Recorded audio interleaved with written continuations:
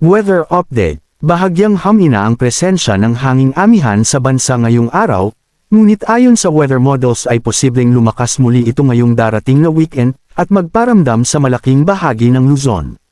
Sa ngayon, nabalot na naman sa ulap ang malaking bahagi ng bansa dahil sa lawak ng sakop ng Intertropical Convergence Zone, ITCZ, na ngayon nakakaapekto sa Mindanao, Visayas, Palawan, Masbate, Catanduanes, Albay at Sorsogon. Sa mga nabanggit na lugar, asahan ang maulap na papawiran na may malawakang pagulan.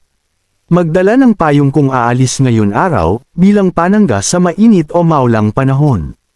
Maulap at mayulang panahon ang inaasahan sa malaking bahagi ng bansa dulot ng pinagsamang epekto ng amihan at Intertropical Convergence Zone. Mga dapat malaman. Isa, ang amihan ay patuloy na makakaapekto sa Hilagang Luzon. Makulimlim na panahon na may mga pagulan sa mga lalawigan ng Cagayan Valley, Cordillera Administrative Region, at Ilocos Norte ngayong araw. Bahagyang maulap hanggang sa maulap na panahon na may pailan-ilang mahihinang pagulan ang inaasahan sa natitirang bahagi ng Ilocos Region. Dalawa, ang Intertropical Convergence Zone, ITCZ, ay makakaapekto sa malaking bahagi ng Mindanao at Visayas at ilang bahagi ng Southern Luzon.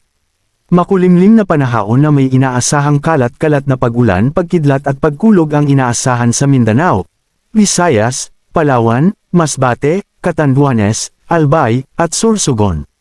Maayos na panahon ang inaasahan sa natitirang bahagi ng bansa kasama ang Metro Manila ngunit may posibilidad pa rin ng mga biglaan pag-ulan dulot ng localized thunderstorm. Tatlo, walang inaasahang panibagong bagyo na maaring direktang makaapekto sa ating bansa sa susunod na 2 araw. Ay ang mga impormasyon na nakasaad dito ay maaring magbago sa mga susunod na araw. Heavy rainfall warning in Mindanao.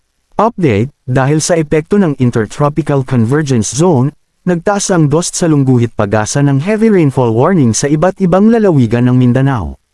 Orange rainfall warning. Nakataas ang orange rainfall warning sa Davao Occidental at Sarangani. Inaasahan ang mga matitinding pag-ulan sa mga lalawigan na nabanggit na maaring magdulot ng mga pagbaha sa mababang lugar at pagguho ng lupa sa mga malabundukon na lugar.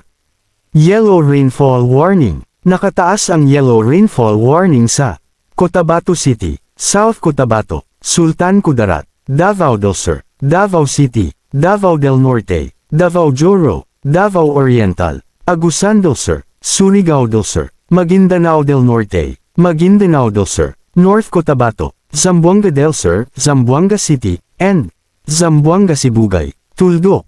Inaasahang ang mga malalakas na ulan sa mga lalawigan na nabanggit na maaring magdulot ng mga pagbaha sa mga mababang lugar at pagguho ng lupa sa mga malabundukon na lugar.